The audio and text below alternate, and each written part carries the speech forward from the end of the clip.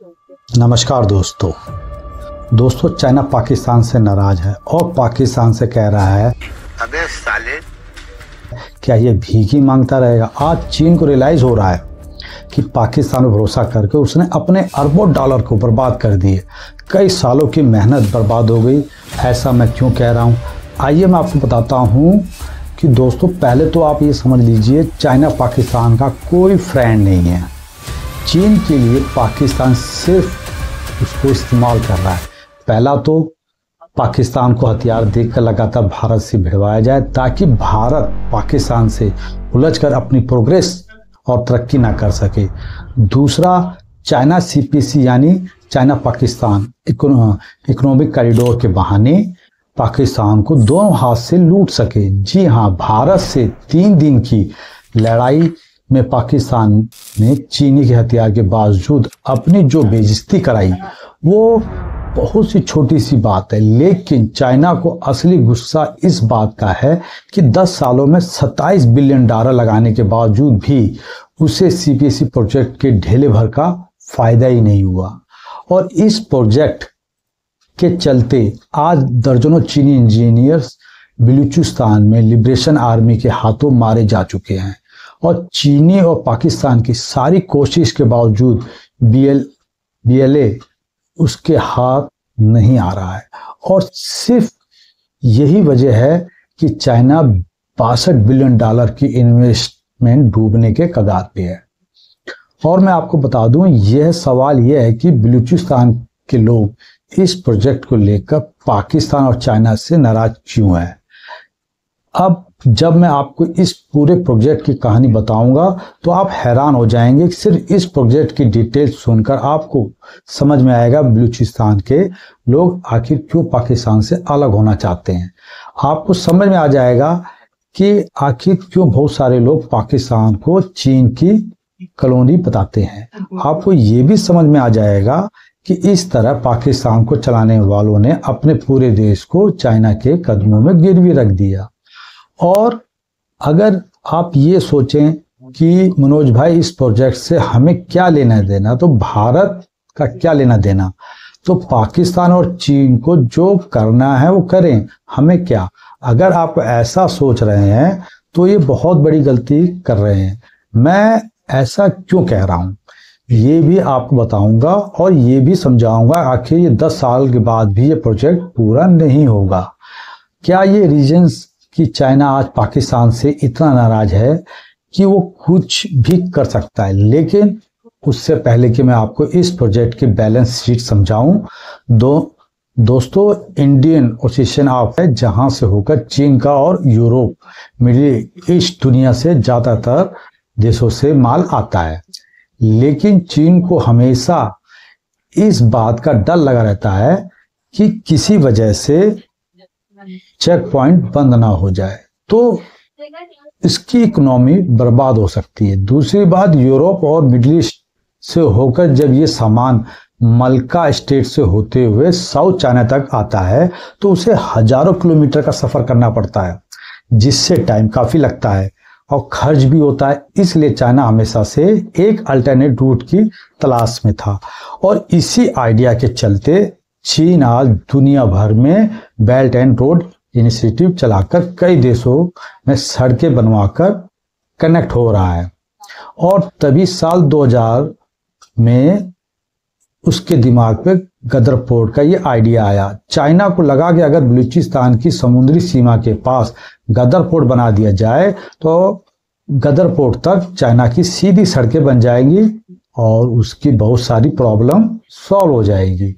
इसी तरह उसके जहाजों को हर बार मलका स्टेट से होकर नहीं आना पड़ेगा। उसी पोर्ट के जरिए वो बाकी दुनिया से बहुत कम खर्चे पर ट्रेड कर लेगा। और इसी आइडिया के साथ साल 2002 में पाकिस्तान और चाइना ने मिलकर गदर पोर्ट अथॉरिटी बनाई। 2005 में इसका पहला पैकेज बनकर रेडी हो गया।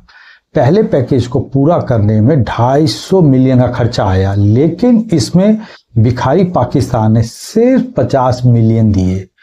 उस वक्त कंस्ट्रक्शन के करने के लिए आसपास की बहुत सारी जमीनें एक्वायर की गई, लोकल बलूचों को बिना किसी मुआवजे और बिना उनके घर दिए वहां से भगा दिया गया, उनकी जमीनों पर कब्जा कर लिया गया। और तो और इस प्रोजेक्ट से पहले लोकल बलूच लोगों को वहां से समुद्री सीमा से फिशिंग भी करते थे और समुद्र से लगने वाली बलूचिस्तान की 700 किलोमीटर की सीमा सील कर दी गई और इस तरह से वहां के आर्मी के चेक पोस्ट बना दिए गए और लोकल लोगों को वहां से आने से रोक दिया गया। लेकिन लोगों को उस वक्त गुस्सा आया जब उन्हें पता चला कि चाइनीज वेल्स को वहां फिशिंग करने की परमिशन दे दी गई। And they're continuing their brutality in Balochistan with the support and aid of China. That is why they are attacking the China. दोस्तों एक बात समझ लीजिए, किसी भी लोकल लोग अपने ही देश के खिलाफ एकदम से नहीं हो जाते हैं। बलूचिस्तान के लोगों को पाकिस्तान हुकूमत को लेकर गुस्सा हमेशा से था, लेकिन उम्मीद थी कि ये लोग आज नहीं तो कल सुधर जाएंगे और इंसाफ करेंगे इनके साथ। लेकिन गदर फोर्ट बनाने और सीपीएसी प्रोजेक्ट आने के बाद इनके ऊपर जुल्म की इंतहा हो गई। इससे पहले उनके घर छीने गए, फिर उन्हें अपने ही समुद्र में मछली पकड़ने से रोका गया।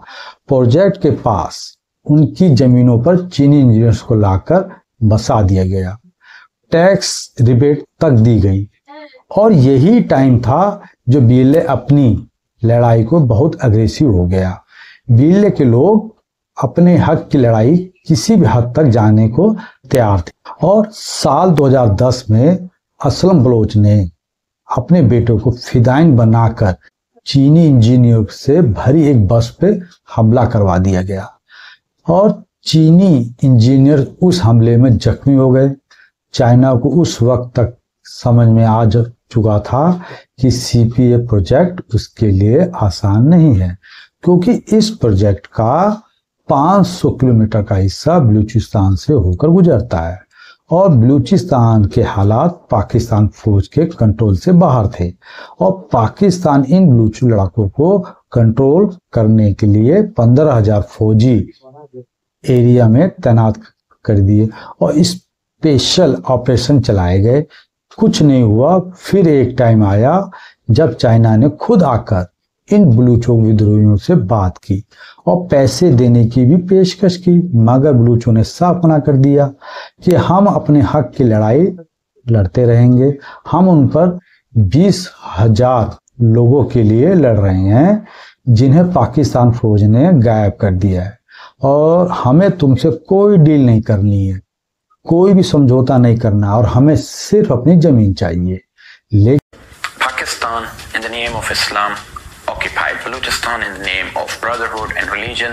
They took over the resources of Balochistan. लेकिन चाइना तो सिर्फ अपना स्वार्थ दिखता है, तो ये अपने देश के लोगों को ही नहीं सुनता, तो अपने देश के उन डिप्लोमेसी ही नहीं है।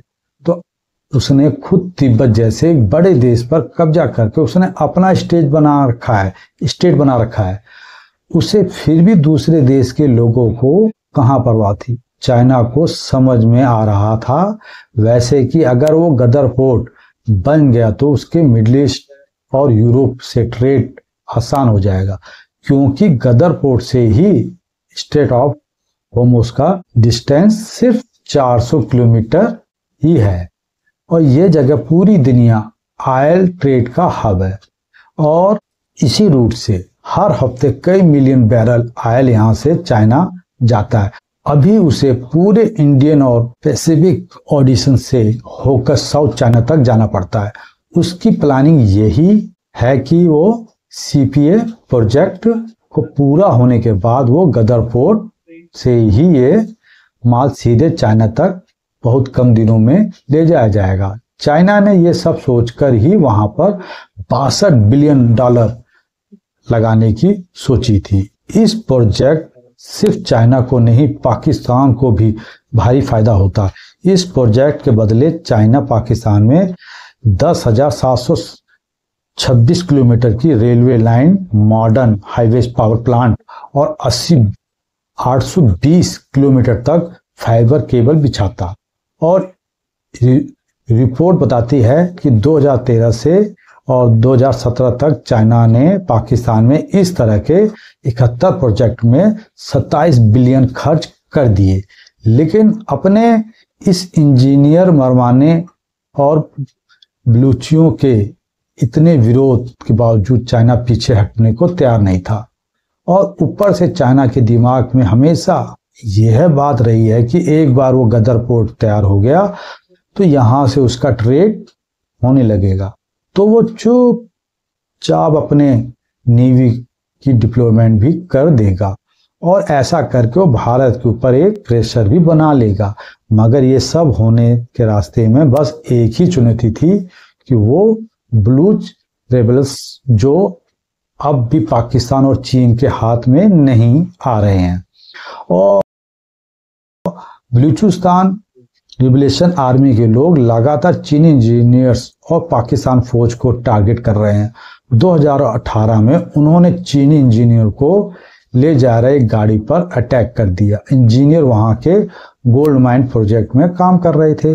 इसके कुछ ही महीने बाद बलूच लड़ाके हथियार लेकर चाइनीज कंसुलेट में भी घुस गए और 2022 में बलूच महिला ने यूनिवर्सिटी ऑफ कराची के बाहर खुद को उड़ा दिया और उनके इस अटैक में 3 चाइनीज प्रोफेसर मारे गए और 204 में से कॉन्वॉय पर हमला करके 6 लोगों की जान ले ली गई। मरने वालों में 5 इंजीनियर्स थे। और अक्टूबर 2024 कराची में एक धमाके में 2 चीनी मारे गए। तब बीएलए ने इसकी रिस्पॉन्सिबिलिटी भी ली।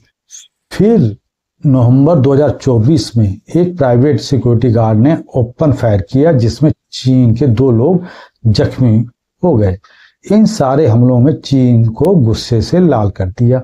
चाइना ने पहली बार पाकिस्तान को तब खुलकर धमकी दी कि अब फर्दर कोई भी इन्वेस्टमेंट तभी हो पाएगी जब इन इलाकों में शांति होगी, हमारे लोगों को सिक्योरिटी मिलेगी और मीडिया में इस प्रोजेक्ट को लेकर पॉजिटिव माहौल बनेगा, तभी हम यहाँ पर इन्वेस्ट करेंगे। चाइना ने पाकिस्तान को बोला, आपको बता दें चाइना इन मामलों में फ्रस्ट्रेट हो गया कि उसे अपनी सिक्योरिटी एजेंसी के लोगों को पाकिस्तान में तैनात कर दिया और बलूच लड़ाकों से डील करने के लिए उसने पाकिस्तान के साथ खुफिया इंटेलिजेंस शेयर की, फैंस डिटेक्शन और टेक्निक भी शेयर की। फिर 2024 में कुछ ऐसा हुआ कि उसने पूरे पाकिस्तान को हिलाकर रख दिया। पाकिस्तान के अंग्रेजी अखबार बिजनेस रिकॉर्डर में ये भी छपी कि चीन पाकिस्तान को साफ बोल दिया कि इन बलूच लड़ाकों के खिलाफ ऑल आउट वार छेड़कर इनका सफाया कर दिया जाए। मगर कुछ ही टाइम बाद यह खबर अखबार की साइट से गायब हो गई। खबर के सामने आने से बाद में पब्लिक नाराज हो गई। मगर चाइना और पाकिस्तान की पूरी ताकत के बावजूद बलूच लड़ा और उनके कंट्रोल नहीं आ पा रहे हैं। कहने को तो उनकी तादाद सिर्फ 15 के आसपास है, लेकिन बलूचिस्तान में भी जिस तरह का पहाड़ी ट्रेन है उनसे इन लोगों को ऑपरेट करने में आसानी होती है। ये हमला करके कहीं भी छिप जाते हैं। और दूसरी बात, पाकिस्तान की सालों की दहशतगर्दी ने आज पढ़े लिखे बलूच नौजवानों को और यंगस्टर को भी मजबूर कर दिया कि वो इस लड़ाई में कूद पड़े। पढ़े लिखे बलूच नौजवान भी पाकिस्तान के लिए बड़ा सिरदर्द हैं। ये टेक्नोलॉजी को अच्छे से समझते हैं, इनमें लड़ने का जज्बा जबरदस्त है और ये अपनी लड़ाई मकसद को लेकर पूरी कॉन्फिडेंस हैं। और यही कारण है कि अगर लड़ाई में कुछ लोग मारे भी जाते हैं तो उनकी जगह लेने के लिए फौरन कुछ और लोग तैयार हो जाते हैं। ऊपर से पहले बलूचिस्तान में सिर्फ बलूच फाइटर्स ही थे।